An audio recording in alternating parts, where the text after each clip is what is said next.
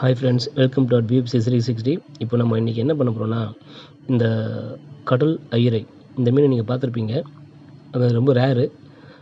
இந்த மீனை க்ளீன் பண்ணுறதை நம்ம பார்க்க போகிறோம். எப்படி க்ளீன் பண்ணுறதை பார்க்கலாம் வாங்க. ஏன்னா இந்த மீனை க்ளீன் பண்ணுறது கொஞ்சம் கஷ்டம். என்னென்னா இது வந்து செதில் இருக்காதுன்னு பார்த்தேன்.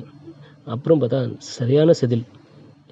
இது ஒரு சில வீடியோவில் வந்து பார்க்கும்போது அதை போட்டு உப்பு போட்டு உறைஞ்சாங்க. ஆனால் அதெல்லாம் போகுமான்னு தெரியல.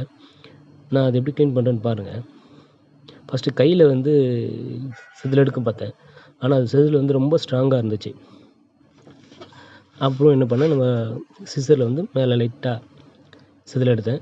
அதே மாதிரி தான் அந்த எல்லா மீனையும் எடுத்தேன். ரொம்ப நேரம் எடுத்துச்சு. நம்ம அப்படியே உப்பு போட்டு உரண்டி எடுத்து பார்த்தோன்னா அது சரிப்பட்டு வரலை. வேறு வழிமுறை இருந்துச்சுன்னா அதை கண்டிப்பாக சொல்லுங்கள். ஏன்னா இந்த மீன் ரொம்ப நல்லா இருந்துச்சு. நெத்திலி மீன் மாதிரி இருந்துச்சு குழம்பு. இந்த மீன் வந்து ஃப்ரையும் பண்ணலாம், குழம்பும் வைக்கலாம், எல்லாமே பண்ணலாம், நல்லாவே இருக்கும். மேலே இருக்க இந்த இது எடுக்கணும், ரெக்கை எடுக்கணும், கீழே அதே மாதிரி அடியிலையும் இருக்கும். அதையும் க்ளீன் பண்ணணும். எல்லா மீனுக்கும் இந்த மாதிரி பண்ணணும். ஏன்னா அப்படியே போட்டோன்னா நிறைய பேருக்கு அது பிடிக்காது.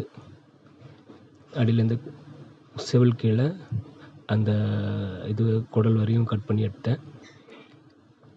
ஆனால் எல்லா மீன்லேயும் செனையும் இருந்துச்சு, அதே மாதிரி கொழுப்பு இருந்துச்சு. ஒரு சிலர் என்ன பண்ணுவாங்க, செவில் மட்டும் எடுத்துகிட்டு அப்படியே போடுவாங்க.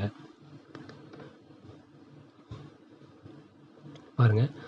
அப்புறம் உப்பு போட்டு உரண்டினேன். எல்லாத்தையும் க்ளீன் பண்ணிவிட்டு அந்த மாதிரி க்ளீன் பண்ணிட்டு உப்பு போட்டு உரண்டினேன். ஏன்னா முதல்ல வந்து எல்லோரும் உப்பு போட்டு உரண்டினாங்கன்னா செதில் வந்துடும்னு நினைப்பாங்க. ஆனால் அது மாதிரி வரல.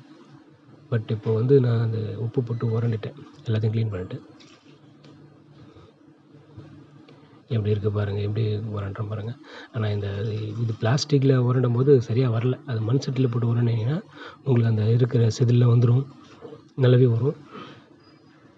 ஒரு 2-3 வாட்டி உரண்டிட்டு அதுக்கப்புறம் அலசி வச்சிடணும். எப்படி இருக்குது, எப்படி பண்ணுறேன் பாருங்கள். அந்த வழவழன்னு இருக்கிறதுனால அந்த கொழுப்பு இருந்துச்சு, கொஞ்சம் செதிலெலாம் இருக்கும்போது கொழுப்பு இருந்துச்சு.